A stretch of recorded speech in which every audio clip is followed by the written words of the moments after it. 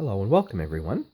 This is the video for the Stitched Leaves card project that we're going to make. It has lovely foil leaves on the front that give you lots of shine and glisten, and uses the beautiful Gilded Autumn Designer Series paper. So in your kit you're going to be looking for the packet that has the crumb cake card base. You're going to see that beautiful piece of Gilded Autumn paper. Everything you need is in there. Just want to highlight a couple of things before I start. Some of the items that we're using in the making of this card.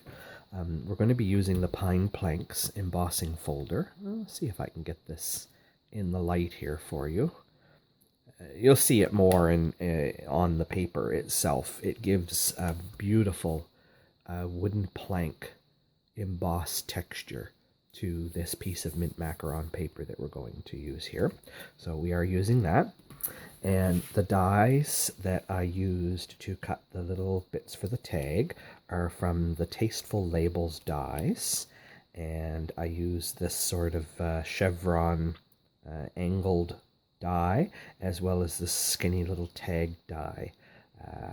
And we're going to cut that skinny little one and separate it out to make it a little wider. That's a trick you can do with lots of different punches and things. If they don't layer quite the way you want them to, then you just cut them because you're hiding that behind your other layer of tag. And then I did use the new Stitched Leaves dies. I just want to show you those. It is a beautiful die set. You don't have to have the stamp set to go with it, but the stamp set does stamp all the individual leaves, and then you can cut them out. But they come in two parts. They come with the frame die that cuts out the frame of the leaf, but at the same time, there's this insert piece that goes in them that adds the stitching to the surface of the leaves. And it does create really nice stitched leaves, as you can see. They got all that little stitched pattern. I also used a second set of dies that did some embossed leaves. It doesn't stitch them, but it embosses them, and that's from the Gather Together bundle that's also in the August to December mini catalog. Okay, so we are only using the Thinking of You sentiment stamp from the Life is Beautiful stamp set on this card, so that's all you need on a block is Thinking of You, and I'm using Early Espresso ink. Okay, and in your packet you're going to find the card base, the Designer Series paper, a mat for the inside. We did cut in half the embossed pieces on mint macaron that we did, so that is half of a sheet. The other half was up here like this. And all I did was flip it over on the back side. I took a ruler and measured 1.5 inches down and 1.5 inches up. And then drew myself a line. And then you could either cut it with scissors. I just put it back in my trimmer sideways and trimmed. And you get 2. Okay. You're going to have in your kit packet that has a whole bunch of different leaves in it, and you pick which ones you want. Start, one big one, maybe a medium one and a small one, some different colors. There's lots of different foils in there. There's copper, there's gold, there's brass. You'll need 3 leaves, and then there's a little tag piece. So I want to start with my stamping. This couldn't get much simpler. So I'm just going to ink up with Early Espresso, and I'm going to stamp that right on my little tag. There we go, and the stamping is done. I just set that aside for a minute to dry. It doesn't really need to dry, but we're going to give it some time. Grab my bone folder here. Your card bases are already pre-scored, so you just have to fold them in half and give them a good crease. Then on the inside, I'm going to put my piece of Very Vanilla. Our color theme for this entire craft day in a box uses a lot of very vanilla paper instead of Whisper White because it matches the tones of the two papers that we're using, the designer series paper. So that goes in there. Now, all the pieces of the Gilded Autumn Designer Series paper that are in your kit were cut to 4x6 because that was 1/6 of a sheet when we cut it down. So you will have to cut this down a little, but we purposely didn't cut it because you have 4 other sheets that are in your kit that were inside your stamp case that are alternates. And so you have all 12 patterns of the Designer Series paper from this Gilded Autumn. You can use whichever side you want. This side happens to also be mint macaron, happens to have the brass or copper colored embossed foil on it. Would also work. Doesn't have a lot of contrast, but you have all 12. You choose whichever one you like, and then you do have to cut the 6 inches down to 5 1/4. And that'll give you your 5 1/4 by 4 mat that goes on the front. So you choose the piece of paper that you want and prepare that 5 1/4 inches. And then we're just going to put that directly on the front of the card, like that. Okay. And then your planked piece is going to go up on dimensionals. And the only caution I'll give you on that is along this edge where you're going to be inserting the leaves. Maybe you put, just sort of leave in the central area a space so that your stems on your leaves aren't going to jam into a dimensional. You can always cut it off if they do. But I'm just going to go like this and put one kind of, actually I'm going to do it here. So I kind of got them spaced equally. And that's going to give me the space I need to put my leaf stems in.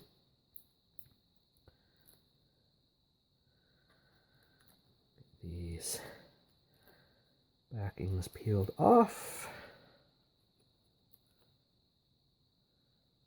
I have something sticky on my fingers. Everything is sticking to me today. Okay, and then this just lines up with the bottom edge of the designer paper. There, just like that. And then we can look at how we want to arrange our leaves. And like I said, if you hit a dimensional, just cut the stem off. You know, you can do some fun things with this. You can tuck it like that, have your leaf peek out on the edge. It's really up to you how you want to arrange it. I mean, you could even do that. I kind of like that. I don't like this one being all tucked down inside there, and I suppose I could wedge it like that. But I think I'm just going to put him right on the top and tuck him under like that one. That works. Okay, so then it's a matter of how much height you want to your leaves. So this one, I think I'm just going to glue down. Word of caution, if you're using liquid glue, it will seep up through the holes in the stitched leaf. And if you get glue on the front of your foil paper, it'll take the shine away from it. So little dabs of glue, and don't put them where the stitched punctures are, and you should be okay. And you can put lots on the stem because the stem's going down inside. That one's going to go in there like that. Just being careful not to squeeze any glue up through those holes. Okay, this one, I think I like it up a little bit. So I'm actually going to put some small dimensionals, my little tiny ones, on the back of that. Oop. And that will give me some height to it as well. Now, that one's going to peek over the top, so I don't really need anything on that one. And maybe one in the middle. Certainly not going to go anywhere with that many dimensionals on it. So I don't need to worry about adding any extra glue or anything. Okay. So that one's going to go in there like that. There. Okay, perfect. And then, oh yeah, I'm glad I didn't glue that one down because I'm going to tuck him underneath there. And just in case I don't want that stem to peek out. Yeah. So, lots of liquid glue down here in the corner like that. Lift up so I don't get any in there. There we go. And I think I'm gonna see if I can sneak a dimensional right in behind it here. There, that'll anchor it down while the glue dries and give it just a little tiny bit of height. Okay, now this piece needs to get cut in half. And I know this is going to be a little fidgety little bit. I'm going to use my grid paper to help me with this. So I'm going to line this up on here.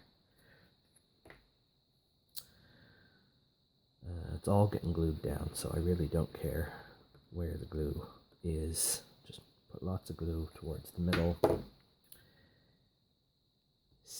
Look, stay there, will you? Okay. I'm going to flip my pieces over. Line them up so that they look like they're straight. Make sure you flip them over so the stitching on them is the right way up. And let me see, I'm going to count over 1, 2 squares is going to be where the point is there. 1, 2 squares where the point is there. My gosh, golly, I think I almost cut it straight.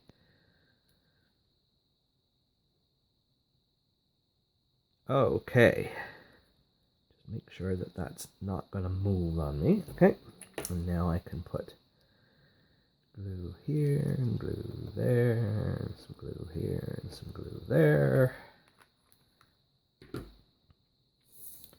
Not get stuck to myself.